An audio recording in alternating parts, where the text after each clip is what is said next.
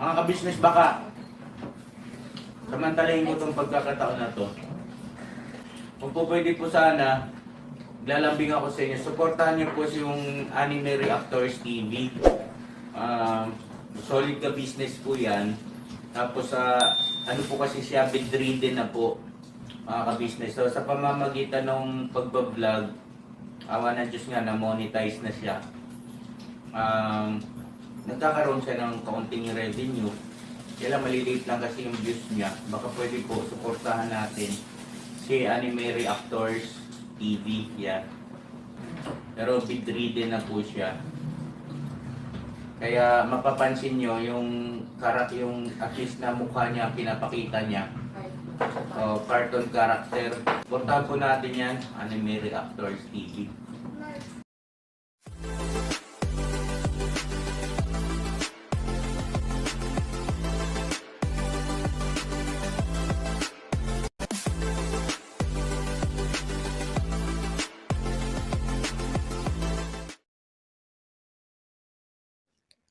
Hello guys, mapagpalang araw po sa ating lahat.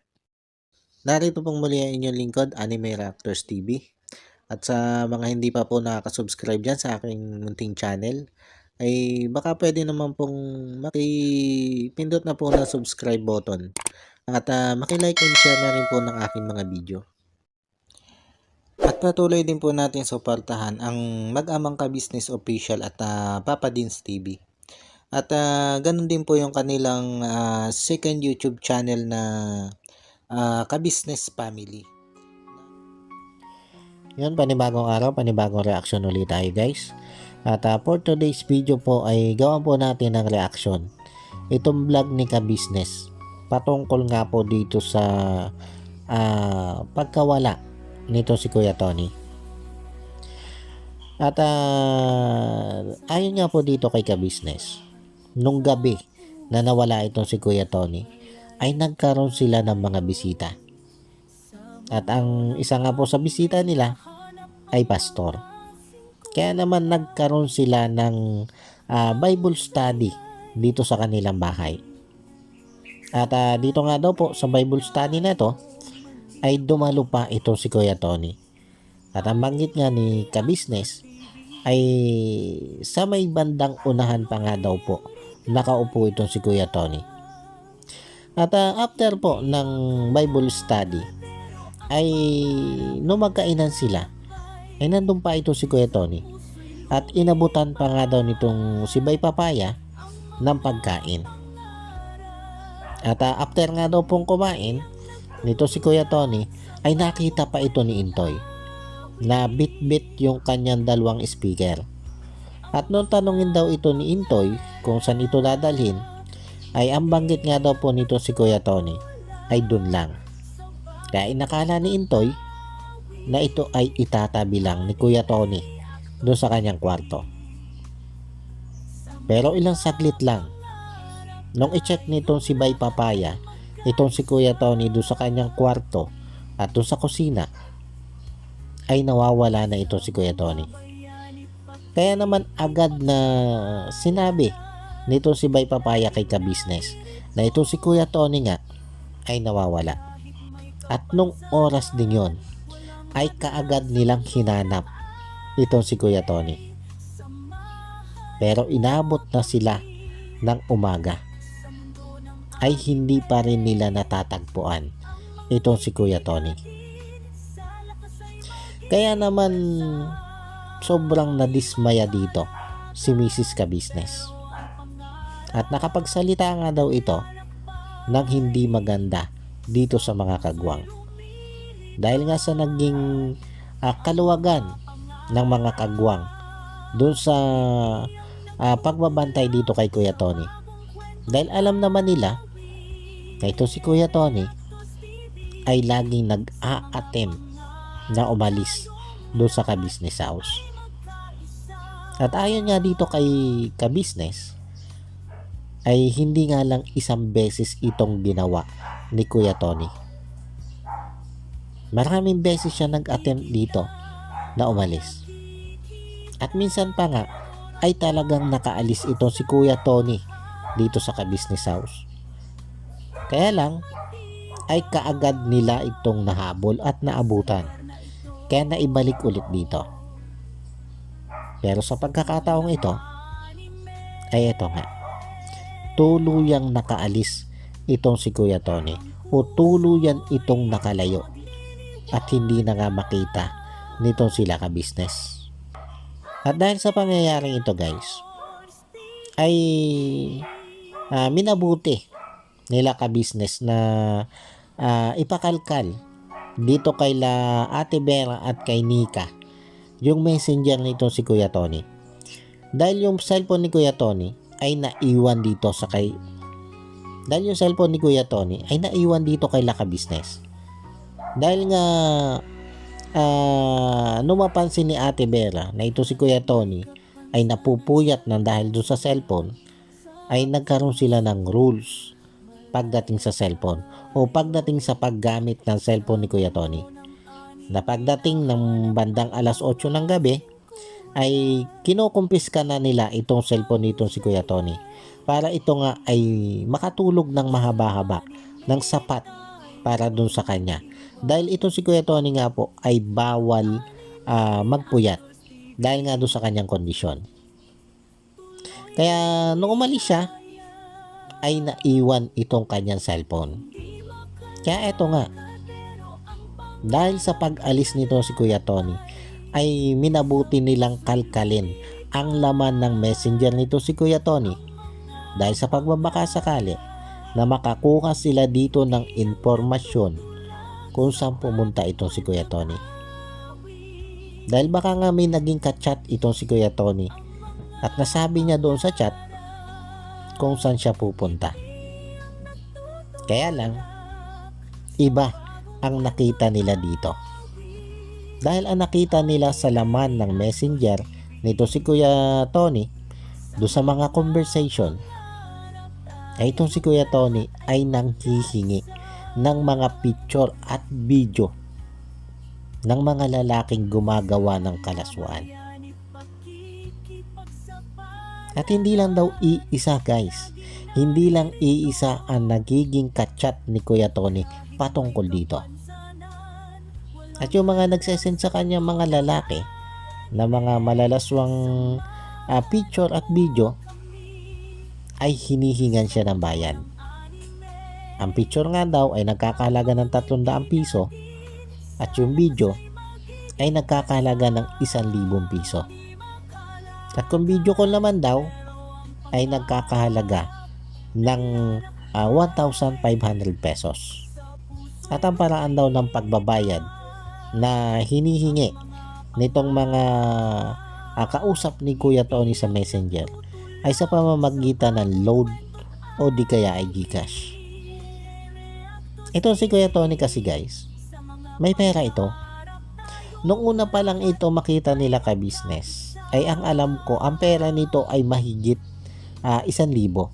Parang nasa 1.8 ata. Yung kanyang pera na nanggaling mula doon sa mga nagbibigay sa kanya, doon sa kanyang mga nadadaanan. At bukod dito sa mahigit na 1,000 ito, nung birthday ni Ate Ninette, ay naabutan pa ito ni ka-business ng halagang 500.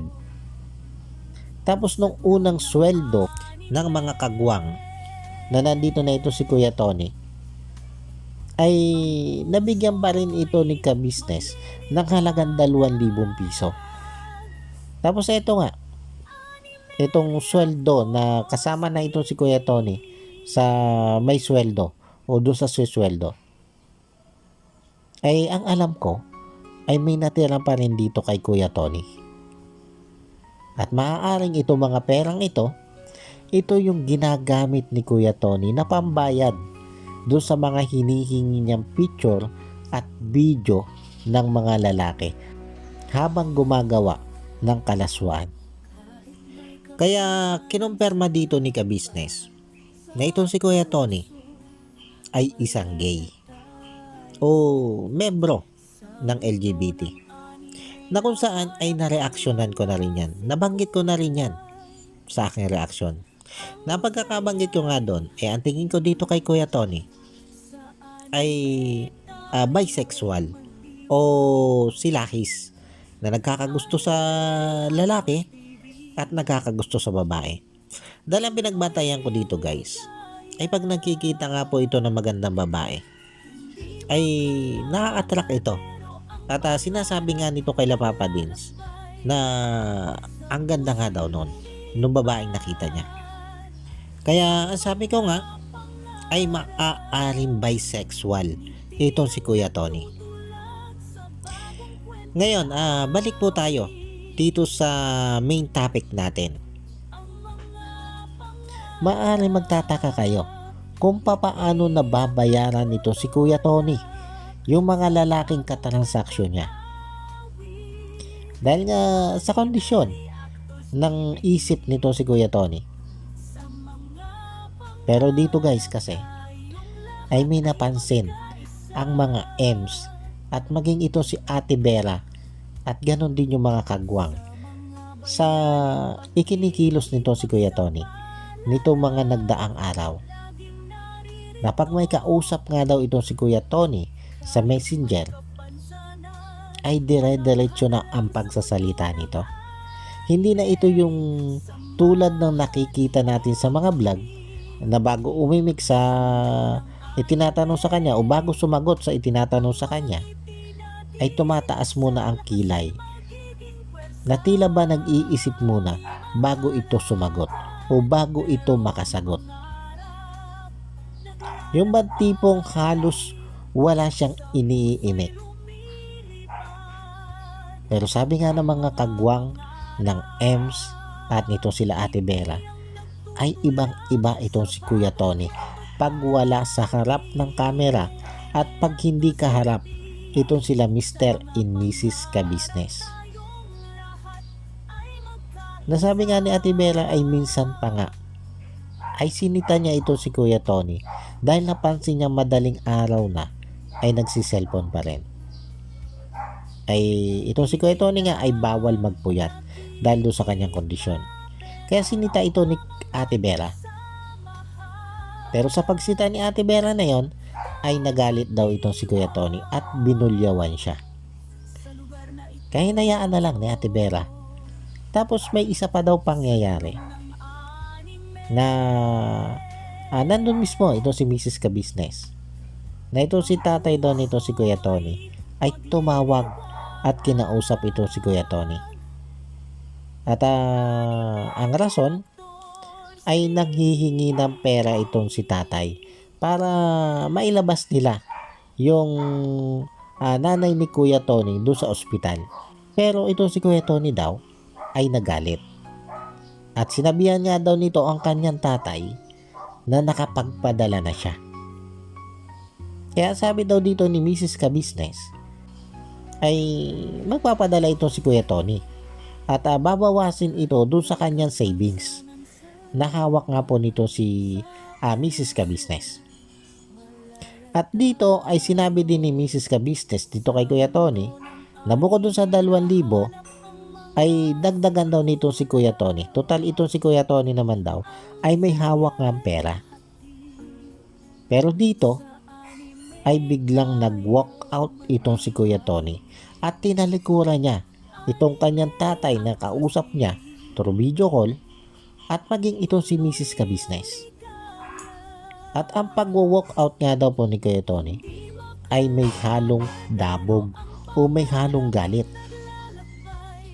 Kaya dito guys, dito sa mga naging obserbasyon ito ng mga M's at ni Ate Vera, maging ng mga kagwang, at ito nga itong pangyayari na itong si Kuya Tony ay nagalit sa kanyang tatay at nag-walk out nga sa kanilang pag-uusap.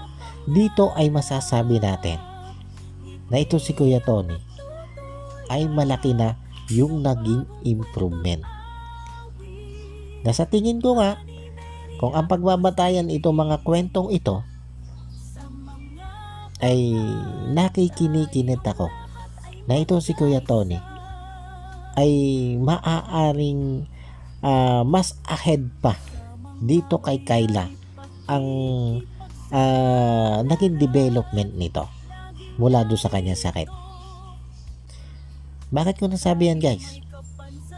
Kasi kung susuriin nyo, kung pagtatahi-tahiin nyo yung kwento na itong si Kuya Tony, ay masasabi natin na kung hindi man 100% na siya'y magaling na, ay maaaring ito ay malapit ng gumaling. Kumbaga, kung sabi ko nga ay itong si Kyla, ay nakita natin na nasa 90% na yung kanyang recovery. Ay itong si Kuya Tony, batay dito sa mga kwento ng mga EMS ni Ate Vera, ng mga kagwangs, ay masasabi nating nasa 95% na yung kanyang development o yung development ng kanyang utak. Almost magaling na itong si Kuya Tony.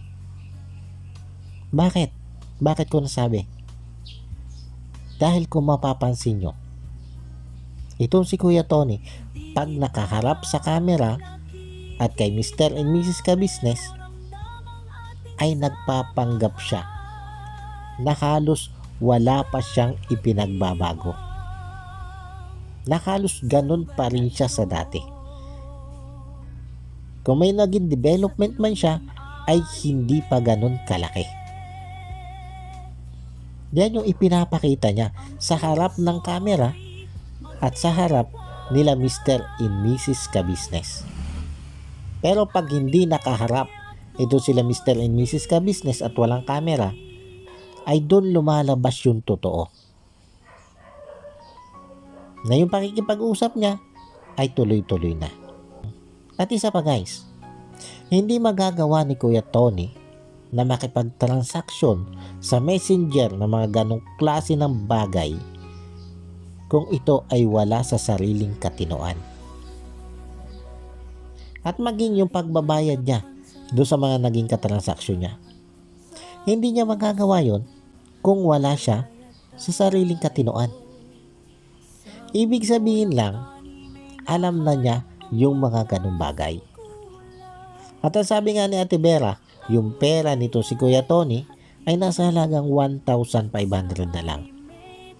Na kung tutuusin, wala naman siyang ginagastos dito kay Ka-Business, ay baka nasa 5,000 na o kulang-kulang 5,000 na yung kanyang hawak na pera. Pero sabi nga ni Ate Vera, ay yung pera na lang ni Kuya Tony ay nasa 1,500 na lang. Kaya malinaw doon na talagang nagbabayad itong si Kuya Tony doon sa mga katransaksyon niya. At yung mga ganitong aktibidad guys, ay hindi natin masasabing kayang gawin ito ng isang taong may diferensya sa pag-iisip.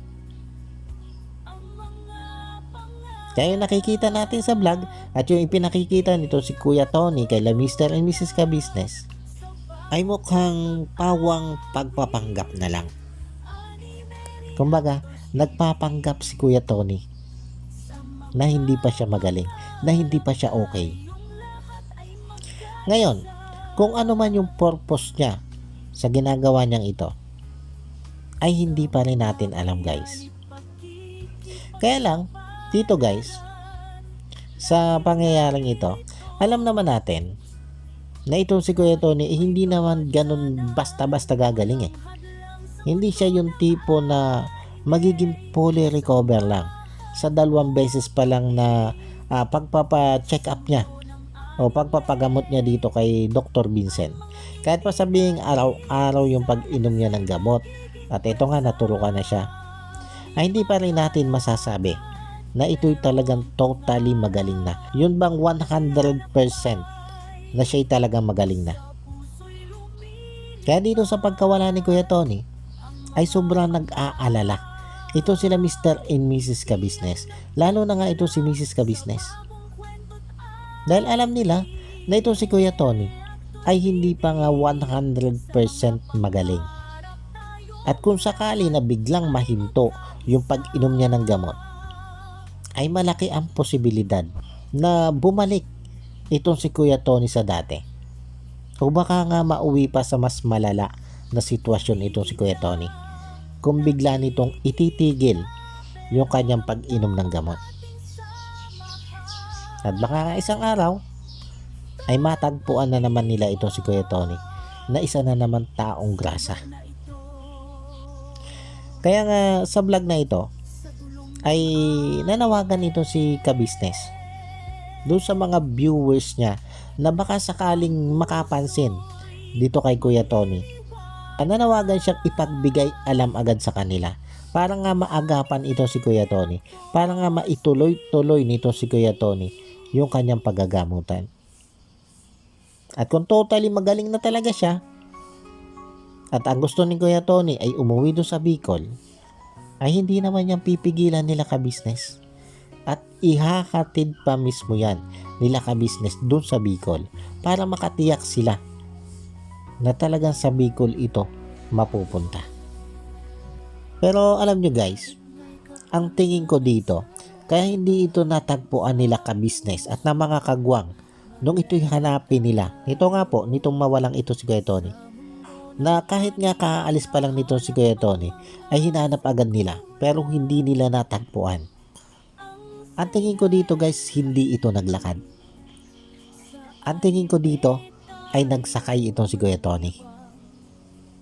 Dahil kung matatanda natin guys, nung huling itong ipa-check up nito sila Ka-Business dito kay Dr. Vincent, na kung saan nga ay tinurukan ito ni Dr. Vincent, ay nagkaroon ng pag-uusap itong si Kuya Tony at itong si Mrs. Ka-Business dito sa loob ng clinic ni Dr. Vincent. At dito nga ay sinasabi nitong si Kuya Tony na gusto na niyang umuwi. At nung tanongin siya ni Mrs. Ka-Business kung saan ito gustong umuwi, ay ang sabi nga nito si Kuya Tony ay sa kanilang bahay. At yun nga po ay doon sa Bicol. Kaya tinanong ulit ito ni Mrs. Ka-Business kung papaano ito uuwi doon sa Bicol. At ang sagot dito ni Kuya Tony ay sasakay siya ng bus. Kaya tinanong ulit ni Mrs. Ka-Business ito si Kuya Tony kung saan ito sasakay ng bus. At ang sagot ni Kuya Tony ay sa Cubao. Kumbaga, alam niya kung saan siya sasakay ng bus pauwi doon sa Bicol. At dito ay tinanong ulit ni Mrs. Ka-Business ito si Kuya Tony kung mula doon sa Caloocan hanggang sa Cubao ay ano yung sasakyan niya. At ang sabi dito ni Kuya Tony ay bus ulit. Pero dito sa pagkaalis ni Kuya Tony na ito, kung hindi man siya sumakay ng bus, dahil ang alam ko wala namang bus mula dito sa Caloocan hanggang Cubao, o mula dito kay Ka-Business na ito, hindi ko lang alam kung sa parte ng labasan ay meron ng mga metro bus na diretsyo ng Cubao. Pero kung hindi man ito nagbus, ay malamang ay ito'y nag-tricycle o nag-jeep papuntang Cubao. Kung talagang ang ruta nito si Kuya Tony ay umuwi doon sa Bicol. Kumbaga, doon pa lang sa pag-uusap na yon ni Kuya Tony at nito si Mrs. Ka-Business ay makikita na natin na itong si Kuya Tony ay may knowledge na sa mga ganitong bagay. Kaya sabi ko, malamang kaya hindi ito nakita ng mga kagwang at nila Ka-Business nung umalis ito dito sa Ka-Business house, ay maaaring ito'y nagsakay. Kasi ang bilis pagkaalis pa lang ni Kuya Tony, hinanap na nila pero hindi nila natagpuan. Kaya yun yung duda ko na ito'y nagsakay papuntang Cubao at malamang mula Cubao ay sumakay ito papuntang Bicol. At sana nga'y ganun ang gawin nito si Kuya Tony. Sana sa ganun ay makadiretso o makauwi siya doon sa pamilya niya o doon kay tatay. Sana nga ay hindi siya maging palaboy na naman at makita na naman natin isang araw na siya ay isang taong grasa na naman. Kaya sana doon sa panawagan ni Ka-Business sa mga viewers na pwedeng makakita dito kay Kuya Tony, sana naman ay tumugon sila doon sa panawagan ni Ka-Business na yon. Parang magapan ito si Kuya Tony. Dahil alam naman nga natin na hindi pa ito 100% na fully recovery ni talaga. Dahil hindi ganun kabilis ang pagka-recover ng isang taong may depresyon na kailangan niya nito na tuloy-tuloy na gamutan hanggang sa tuluyan itong gumaling.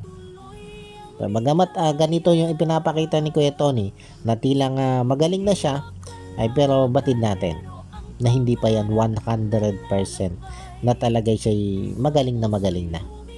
Kaya kailangan pa rin niya ng tuloy-tuloy na gamutan.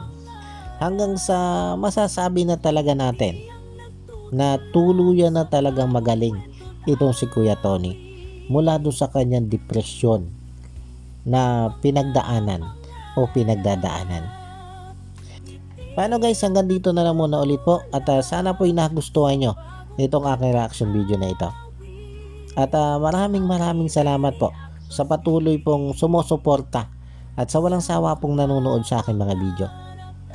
At sa mga hindi pa po nakaka-subscribe dyan sa Muntikon channel ay baka pwede naman pong makipindot na po ng subscribe button at makilike and share na rin po ng aking mga video.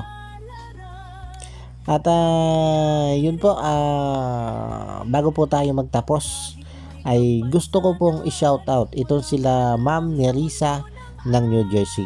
Shoutout po sa inyo ma'am at maraming salamat po sa patuloy nyo pong pagsuporta at sa walang sawa nyo pong panonood sa aking mga ini-upload na video. At ganoon din po dito kay Ma'am Elena Capillo. Shoutout po sa inyo ma'am. At maraming salamat din po sa patuloy nyo pong pagsuporta.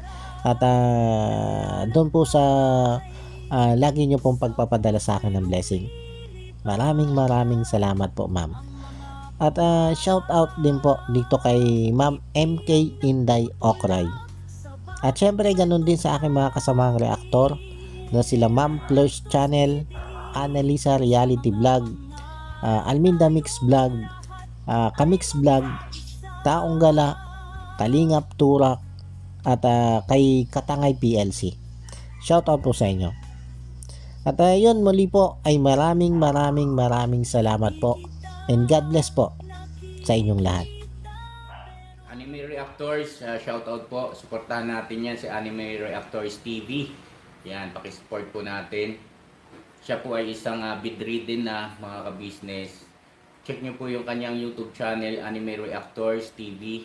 Siya po isang bedridden na, ayan, kahit papano nakakagawa-gawa siya ng mga reaction video patungkol sa ka-business official.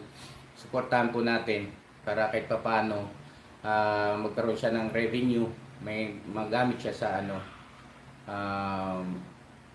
pambili-bili man lang ng gamot. Ano po mga ka-business.